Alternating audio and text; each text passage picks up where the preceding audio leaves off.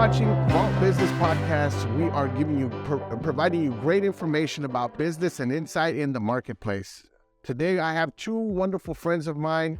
I've known these guys for a long time, and they're dear to me, dear to my office, and I'm glad that they're here today. We have Beau Miracle and Dylan Miracle.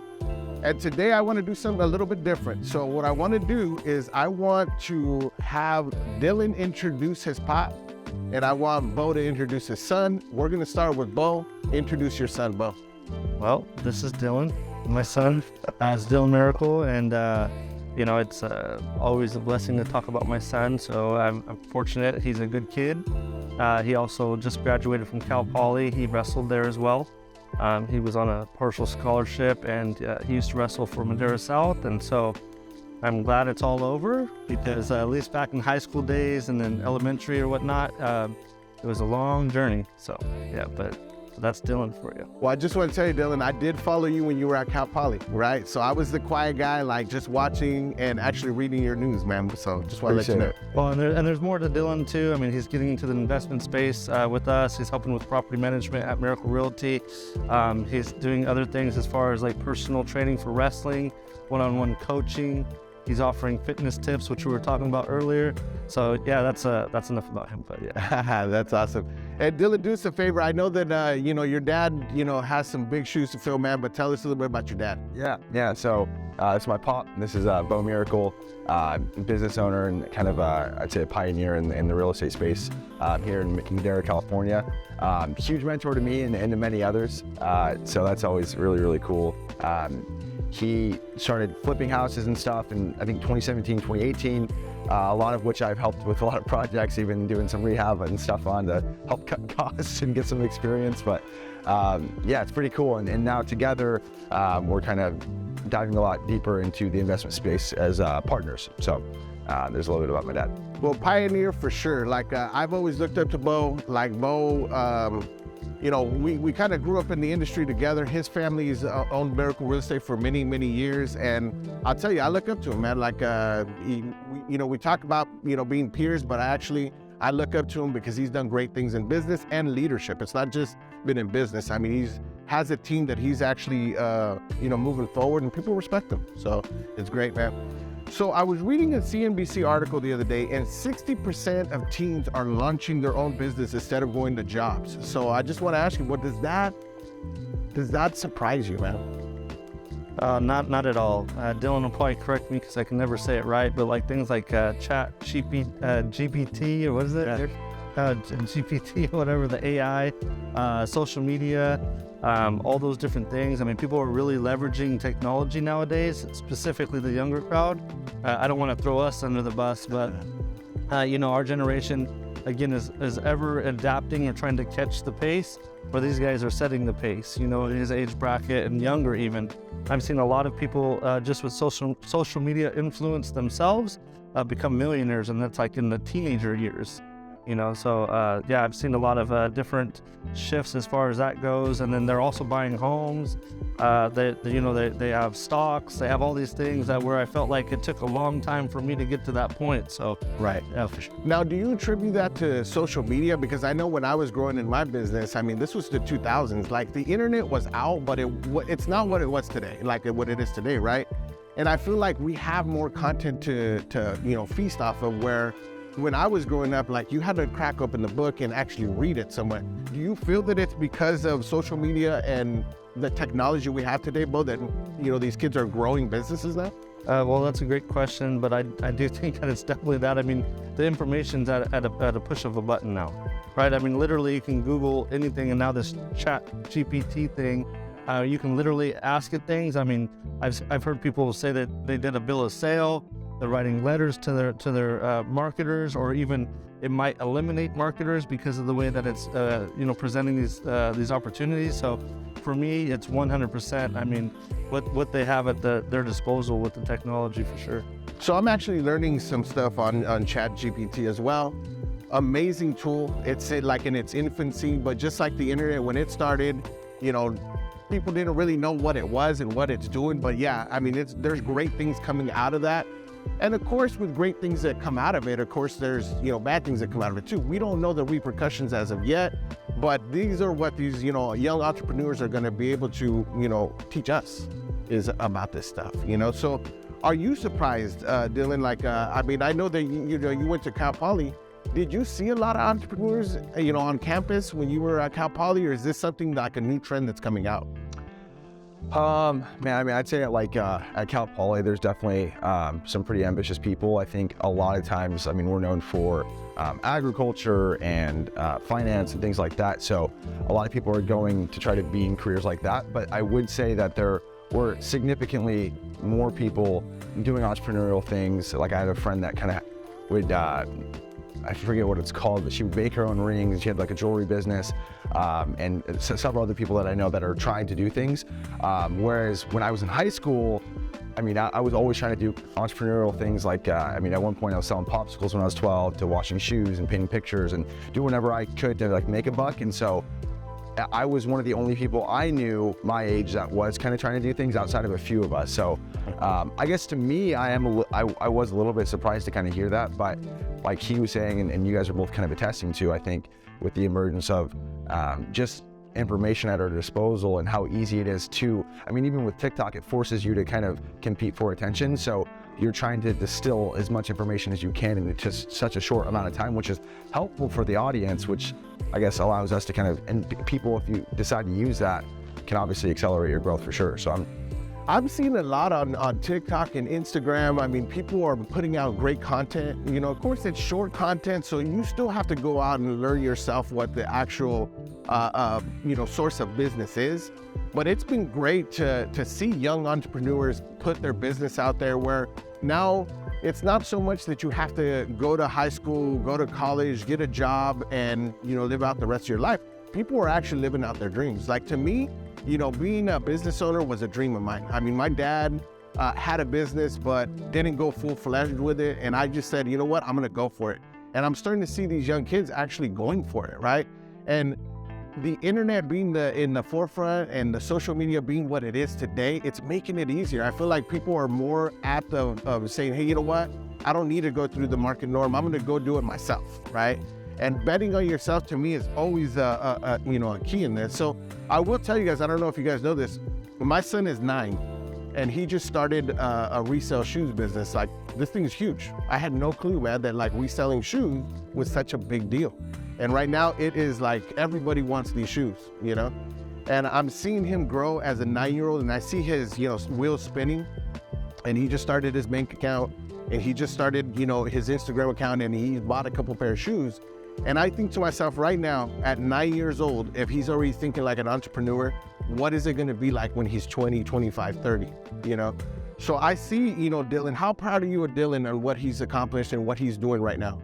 Well, that's a very packed word, or packed question, but I am super proud of him. He's, like you said, attributing to your own son, he's always been like that entrepreneur mindset. Maybe it's a little from the apple doesn't fall too far from the tree slightly, but I think that just for who he is and what he wants, he has big visions. I've always told him that he has one thing that I don't have. He like lives life through a movie a little bit, and I told him that when he was younger. What I mean by that is, like, he can literally feel something because of how his imagination is. Right? For me, like, I'm older, so I think that, that's also something that happens as you get a little bit older. When you're fearless when you're younger, you become a little bit more fearful when you're older, right? But I've always got to see him just, he wanted to be the best wrestler, right? And I remember in 7th grade, I'd take him to 2 practices. We'd go from his middle school practice to the high school practice. And he'd get his ass kicked by a kid, And I'd tell him, Dylan, you're just a 7th grader, it's okay. Oh, it's unacceptable, And so he just wouldn't accept certain things like that, or, he would see someone right here, and I was like, I'm going to be your accountability partner, because I'm your dad, but if this is what you want, it's going to take this next level to be there. And he always took on the challenge, whether he liked it or not. And, I see that carry over, not just from the sports aspect, but into his career field as well, because, he's been able to compete but for himself, and then also for others, So that's awesome.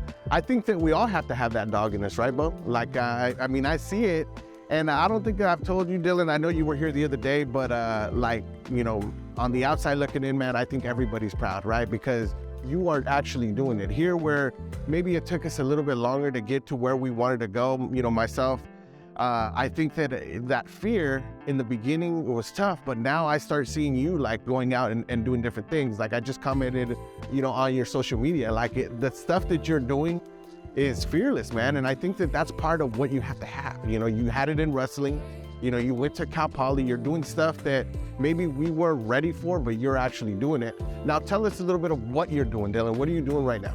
Yeah, that's a really good question. I appreciate you guys saying that. It means a lot. It's funny kind of hearing those things because you don't really think of yourself like a certain way. You know, you kind of just do the activities and just hope that one day you kind of accomplish the goals or who you're trying to become. But appreciate you guys saying that. As far as like what I'm doing, I mean, I kind of just call this like my grind season and just focusing on learning and just trying to build as many skills as possible so I can bring more value to the marketplace. So I'm primarily leaning into what scares me, and so what that looks like in my career is, you know, just putting myself out there and doing a lot of direct to seller stuff and trying to grow our investment arm of real estate. And then I coach wrestling, and that kind of fell into that because I was kind of running low on funds and wanted to.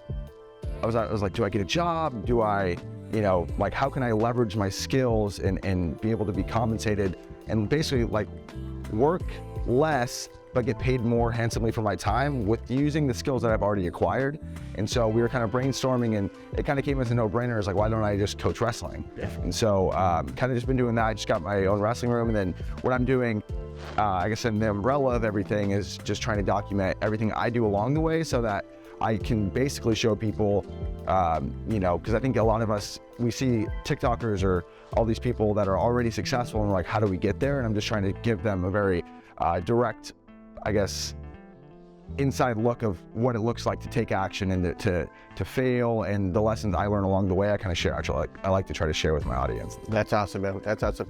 You know what? I look at it like Dylan. Like, do we ever really make it, right? Like, do we ever really get there? Like, to me, business has always been a big mountain that I'm climbing. It's never like, how am I going to get there or when am I going to get there? You hit different milestones while you're climbing up the mountain.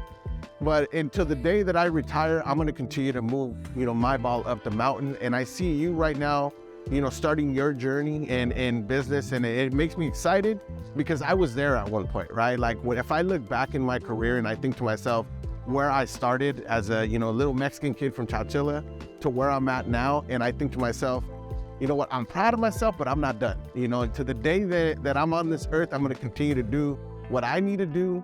I don't care about the naysayers. I don't care about what people think about me. As at a certain point in your life, like, you start figuring out, I don't care. Like, I don't care what this person thinks about me. I'm going to do me and continue to do what I do. Do you feel that? Well, like at the end of the day, who cares? You're just going to do what you do.